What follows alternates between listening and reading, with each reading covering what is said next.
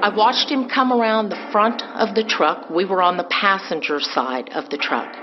He would take aim, pull the trigger. Then he'd walk to the next person and he would take aim and pull the trigger. And that's when I thought, I've got this guy. I've got him. I used to carry a gun in my purse, and at that time in the state of Texas, it was illegal. So I reached for my purse on the ground next to me and realized that about 3 months earlier, I had made the stupidest decision of my life. My gun was 100 yards away out in my car because I did what most normal people would do. You think, oh, what are the odds of my needing it in the middle of the day in a crowded restaurant? So here was this guy with his guns, with complete control over the restaurant, and I had no way of going against him. I remember looking at my purse and thinking, what do I do now? Throw my purse at him? When Jason got out of his vehicle and started opening fire, Susanna's dad rushed toward Jason in an attempt to disarm him. He sacrificed his own life to save others. My father, who was on the floor next to me, took my attention. And he said, I've got to do something. He's going to kill everybody in here. And my attention completely turned to him, and I grabbed him by the shirt collar, and I tried to hold him down, and I said, yeah, but you can't go at him. You can't do anything. But when he saw what he thought was an opportunity, he broke loose from me and ran at the guy. The bad guy had total control, and he simply turned, saw my dad coming, and shot my father in the chest. As I got to that back window, I stumbled through it. I fell down into the broken glass, lost a shoe, and I promptly kicked off the other one so I could sprint. I only went maybe 10 or 12 feet when I ran into my manager friend who came out a side door, a kitchen door, and he said, thank God you're all right. I said, yeah, but Dad's been hit and it's bad. And I turned to say something to my mother, and that was the very first time I realized she hadn't followed me out. It hadn't occurred to me at the time when I was running out the building, but my parents had just had their 47th wedding anniversary 2 weeks prior to this event. Mom wasn't going anywhere without Dad. I had no idea where my mother was. I had no idea where the gunman was. I was scared at that point. And one of my patients was a police officer out by his car. He had helped to set up a perimeter. And he made a hand signal to me telling me to stay back. While Susanna's mother held her dying husband, Jason walked up to her and shot her in the head, instantly killing her. Seeing her parents being murdered right in front of her inspired Susanna to do something to try and stop such a massacre from happening again. Susanna served in the Texas House of Representatives from November 15th, 1996 until January 9th, 2007. She was also an advocate for a person's right to carry concealed weapons. One of the things that they saw was a woman on the floor cradling an older man who had obviously been mortally wounded. They said at that point they saw a 30-something-year-old man walk up to her, gun to her head. They said she looked up at him, put her head down, and he pulled the trigger. And of course that woman was my mother. Louis Caraballo was at Lubys enjoying lunch with his boss. Louis worked as a service manager in the automotive department at the local Walmart. When the truck crashed through the window, the impact had knocked Mr. Caraballo unconscious because the truck crashed right at the table where Louis and his boss, Tom, were seated. When Louis finally awoke from his unconsciousness, he tried as hard as he could to focus on what just happened. Before he could even think another thought, Louis was struck with a bullet in his back. He later described the feeling of being shot as his whole body felt like it was on fire. He could hear the shooter, Jason, walking around the restaurant, talking and shooting. Louis was able to get out of the building before collapsing outside the door. He had to spend weeks in the hospital. The doctors removed his spleen and a kidney, as well as parts of his stomach. He still suffers from some side effects, but for the most part, he remains in good health. Unfortunately, Tom, Louis's boss, wouldn't have the same luck as Tom was one of the victims that died at the scene after being shot. We will be right back after these short messages. Killeen, Texas is most well known for being home to the Fort Hood military base. In 1991, Killeen had a population of about 65,000 people, which were primarily military service members and their families. Jason, the shooter, lived in Belton, Texas. He drove about 19 miles from his home in Belton to Lubys Restaurant, located at 1705 East Central Texas Expressway. Lubys Cafeteria, which is now known as Lubys Incorporated, is a restaurant chain that operates under a few different brands, including Fuddruckers, Cuckoo-Roo, and Cheeseburger in Paradise. While the restaurant was founded in San Antonio, Texas, the different restaurants can now be found all over the country, as well as in Canada and in Puerto Rico. Bob Luby opened the first restaurant in 1947 with a simple goal in mind, to serve good and fresh food, as well as offer a family setting where people wanted to come back again and again. The restaurant is most known for being popular with families and senior citizens. On October 16, 1991, Lubys Cafeteria in Killeen, Texas, employed about 45 employees. While we don't know for certain how many employees were working on the day of the shooting, we do know that none of the employees were killed. This is what you'd cook if you had the time. But since you don't, you go to Lubys Cafeteria. Good food from good people. How do you make mouthwatering desserts like these? The same way you eat them. You take your own sweet time. Lubys Cafeteria. Good food from good people. Just because we cook everything here doesn't mean you have to eat it here. Take home a home-cooked meal from Lubys Cafeteria. Good food to go from good people.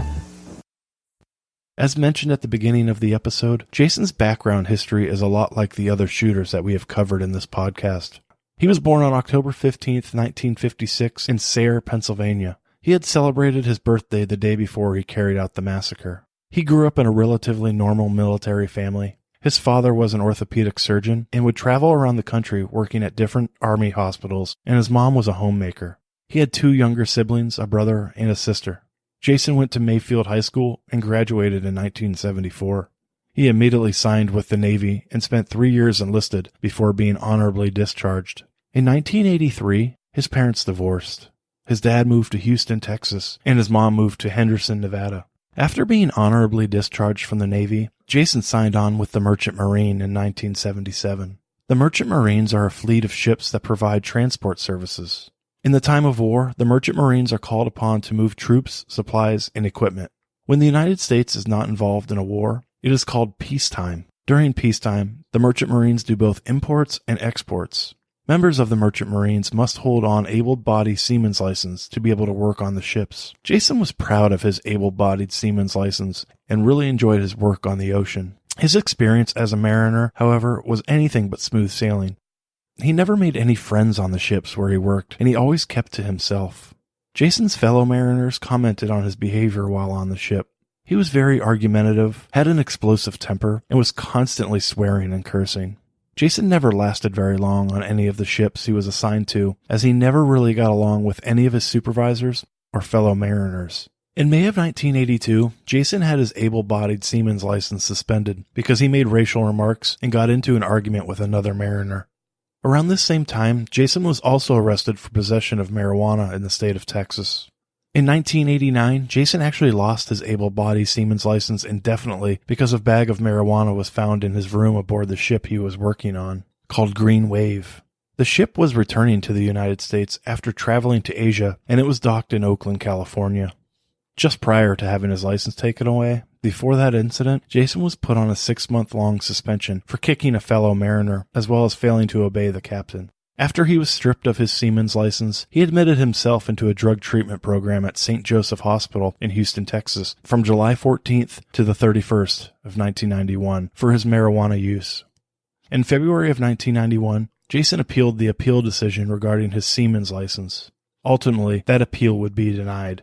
Later, Jason commented that losing his seaman's license was like having a little bit of him die.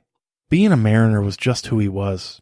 After he lost his license, he drifted from job to job, mostly in construction. A week and a half before committing the shooting, Jason went to a cement plant that he had been working at for a short time to pick up his paycheck. After receiving his check, he told the supervisors at the plant that he quit. He was then unemployed and remained unemployed until the shooting.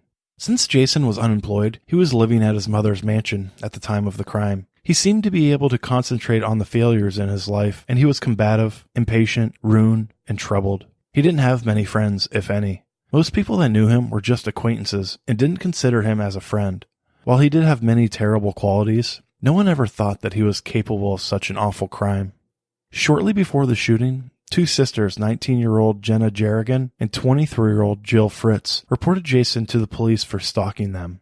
Jana and Jill lived just blocks away from Jason, and they both noticed that they were running into him more and more frequently. It then got to the point that Jason was being just plain creepy. He started driving by their house constantly, making a point to stop his vehicle and get the girls' attention by waving at them.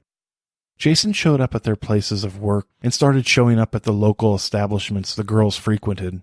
The tipping point, though, was when Jason sent both of the girls a 5-page, handwritten letter, including 3 pictures of himself.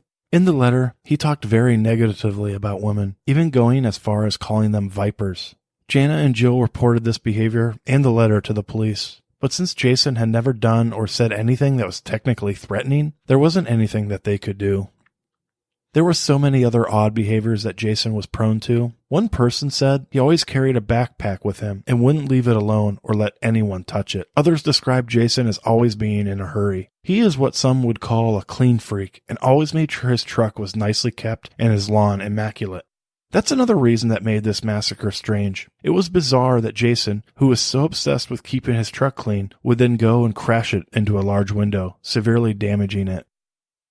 The firearms that Jason used on the day of the massacre were legally registered to him, and he followed all the correct steps in obtaining the firearms.